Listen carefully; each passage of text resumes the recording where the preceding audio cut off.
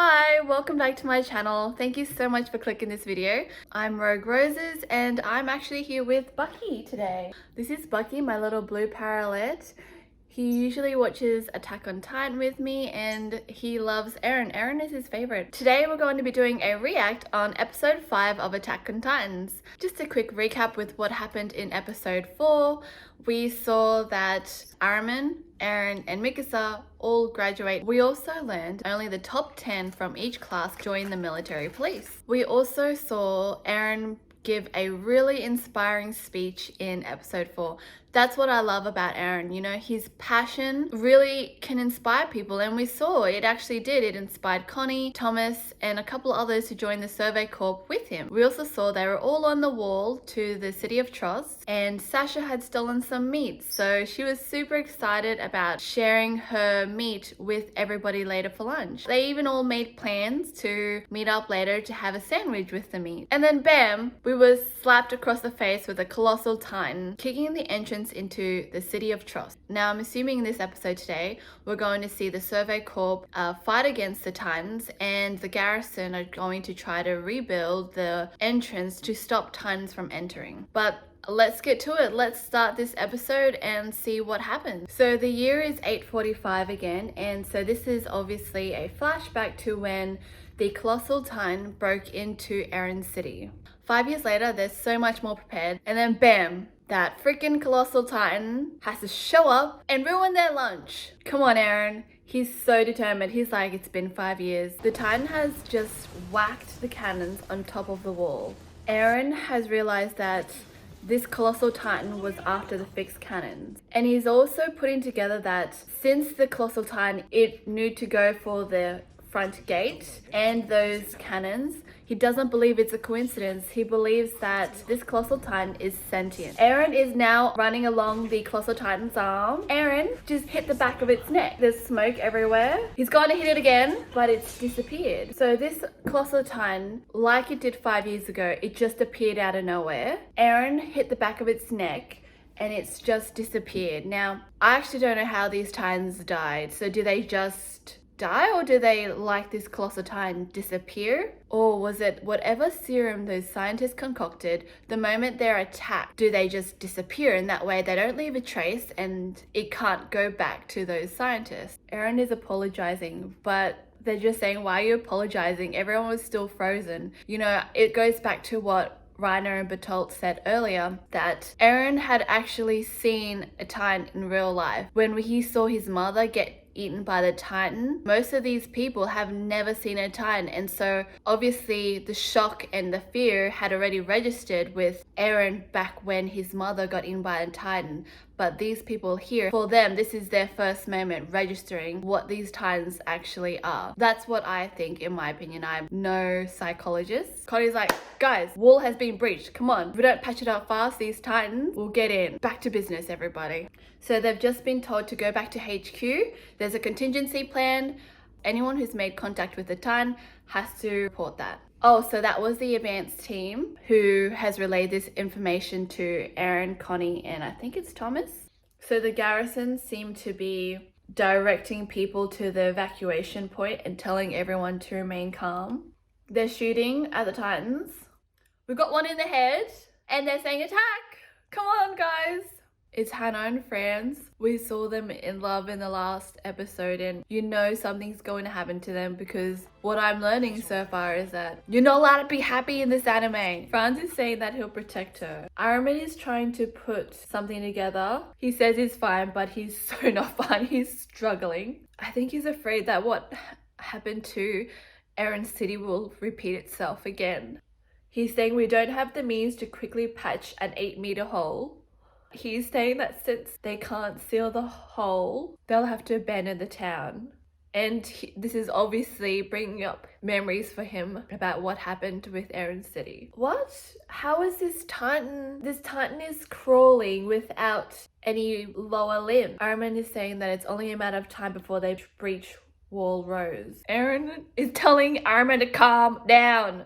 I mean, his reaction is completely normal, but in saying that, when you're not thinking straight, you're more likely to make mistakes and in the situation where Titans eat humans, that can cost you your life. Although in saying that, these Titans eat humans, so he has every right to be afraid. Titans have destroyed the defensive barrier which the advanced team had created. Like, the net in front of the hole is destroyed and the Titans are making their way through. Now we've been taken to this beautiful place where there's flowers, it's so peaceful, and it's like a castle. It's so hard to imagine a place like this after seeing Frost and Eren's city. So there's a bald-headed guy named Pixie and he's playing chess against Marcus Bart. Look at the beautiful food which Marcus Bart has available to him. It's so hard and frustrating to see all this food available to Marcus Bart when we saw in a previous episode Eren, Armin, and Mikasa all in a food shortage. Pixie and Marcus Bart have just been informed that a colossal titan has just appeared in Trost and it's destroyed the gate. Oh, and Marcus Bart just dropped his glass. Pixie, on the other hand, just picked up the bottle. My type of guy, I like that about him. If that's how he's gonna go down, he's gonna go down as a badass who is a little bit drunk. Marcus Bart went to chase after Pixie and he's telling Pixie to stay and defend his territory. But Pixie is saying, my men are risking their lives in Trust right now, and it's likely many have lost their lives and more are dying in this moment while he's chit-chatting with him, Marcus Bart. Marcus Bart is saying they're all expendable. Let them die. What an ass. You know, you're just as expendable, Marcus Bart. That is why you're afraid that the Titans will get through and obviously get to your palace. Marcus Bart is saying your presence at the battle won't achieve anything. Oh my god. Marcus Bart was saying that Pixie always lost a game to Marcus Bart. And so, if you protect my palace, we can continue playing. But there's another guy behind Marcus Bart who's saying, don't worry, Marcus Bart. In a real battle against Titans, it is unnecessary for the commander to throw the match. Oh! Okay, under the garrison's orders, they're now being split into 3 groups. Garrison intercept forces will form the vanguard. Trainees led by the supply team will comprise the middle guard. The garrison elite forces will form the rear guard. The advanced team has been neutralized. And the Titans have entered the city. And they all need to be aware that the armored Titan may appear at any time to destroy the inner gate. Only one objective. Defend Wall Rose with your lives until the evacuation is complete. Any desertion in the face of the enemy will be punishable by death. Everyone is splitting up into their groups, and Jean is very upset because if it had been tomorrow, he would be in the interior wall. He would be a military police. And someone is vomiting and Krista is soothing or calming him. You know, Krista is such a beautiful person. She's so lovely. There's people who are cowering and hiding. These are normal responses. John just bumped into Eren. Eren's like, what's wrong? And John is saying, unlike you, Eren, I don't have a death wish. Eren's saying those 3 years of training that they endured, where some of them almost died and some of them actually did die. Some ran and some were kicked out, but they made it. Mikasa is saying, when the fight gets fierce, come and find me. And Eren is confused because they're on different teams. Mikasa is saying, look, plans fall apart in the chaos of a battle, you know, anything could happen. She's saying she will protect him. But Mikasa is now being moved to the rear guard. He's saying that they need skilled soldiers to oversee the evacuation. I don't see how that makes sense. They need skilled soldiers on the battlefield. I mean, that's my opinion. I feel like trainees could be at the back evacuating. But I guess, you know, Titans may show up and so they do need some skilled fighters, and I'm hoping that's why she's back there. Eren just headbutted her and he's telling her to calm down. I think she just really cares about Eren. You know, I don't know what happened to her parents. I know that she used to live with Eren's family, and so Eren's dad, we don't know where he is. In the previous episode, we saw him riding on a horse and carriage. I assumed making his way back to Eren, but was that part of a dream? She saw with Eren the Titan eating Eren's mum, so I'm assuming Eren is the only family she has left, and so she doesn't want to lose her only family that she has left. Eren's just stormed off, saying, I'm not going to die. You know, at times like this, I'm reminded if this could be the last time you see anybody, you know, like if this is the last time Eren sees Mikasa, or if Mikasa sees Eren, you know, like is this the last interaction you want to have with anybody? Like in the previous episode with his mum, you know, he really deeply regrets his last few moments with his mom because he was just arguing with her. But Eren is just so angry and so determined to kill these Titans, he doesn't think that anybody could die. So we know nothing about these Titans' origins. We know very little about them. Any information known about them were from the Survey Corp. There's no evidence to show that the Titans' intelligence equals their own, and any attempts to communicate with these Titans have been unsuccessful. So Titans lack sexual organs and their means for reproduction are unknown. If everyone is so afraid of these Titans because there's so many of them outside the wall, how are there so many of them? However, most appear to be male. They show no interest in any other creatures besides humans. The teacher says that their sole purpose seems to be the consumption of humans. But he's saying that that century where they didn't eat human lives means that perhaps they don't need to eat humans at all. We don't know who else lives outside the wall. We only know of the ones who live inside the walls. There might be other people outside the walls. I mean, I feel like it's a bit arrogant to assume that everybody is inside the wall. The world is a huge place. The teacher is also saying that because they had that whole century where the Titans didn't attack them, that obviously eating humans is not a source of sustenance for them, but to simply kill. If that's the case, they just want to kill humans, then why didn't that armored Titan continue after it broke through the evacuation point in Eren City? Why did it stop? If that's the case, then why didn't they just do it all in one go? They could have broken into Wall Rose. But regardless, why did they wait 5 years before they attacked again? Why didn't they just finish the job? So cannons are not enough to kill these Titans. Even decapitated Titans will not die. Some Titans are capable of regenerating their heads within 1 to 2 minutes. Someone's asking, does that mean Titans are invincible?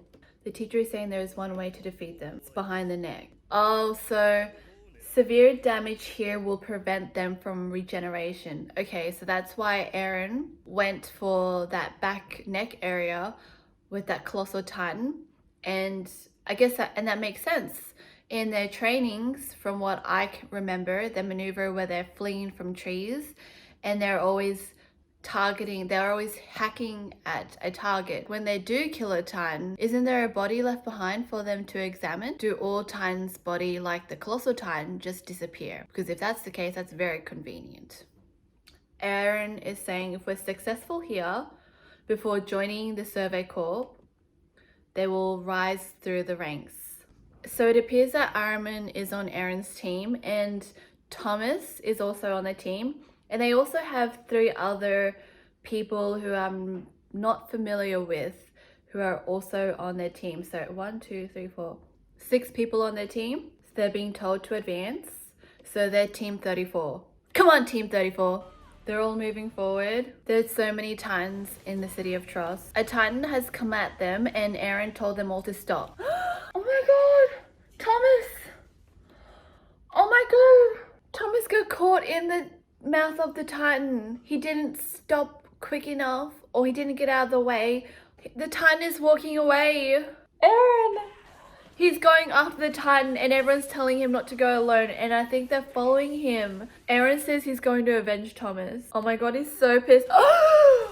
A Titan just went for Eren. Oh my god. Eren has fallen. A Titan has just whacked one of Eren's team members, and a Titan's pulling on a cord which is attached to the chick in Eren's team. One of them is caught by a Titan and he can't run because the Titan's got his leg, and Araman is watching. Run, Araman! He's frozen. Oh my god, Eren! He lost his leg.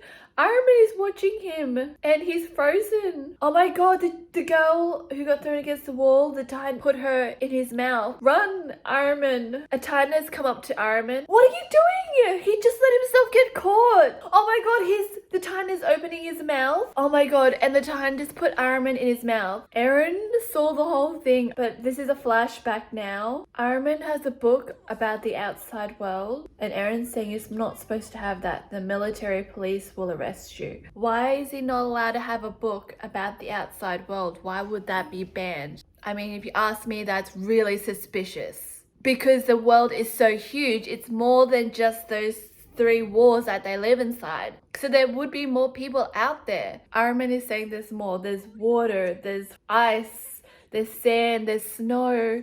They don't know what's on the outside world and what are the military police hiding. And Iron Man's saying, wouldn't it be great to explore the outside world too? Eren is now getting up, even with his one leg, and Iron Man is still in the Titan's mouth. Eren just grabs Iron Man and threw Iron Man out. Thank God. Oh my god. Eren's now holding the Titan's mouth open and saying, I can't die here. Quickly, get out, get out. Oh my god, Eren just got eaten. What? Mikasa's looking back because as if she's heard something. So that was the end of episode 5. So we just saw trust get breached by that colossal Titan.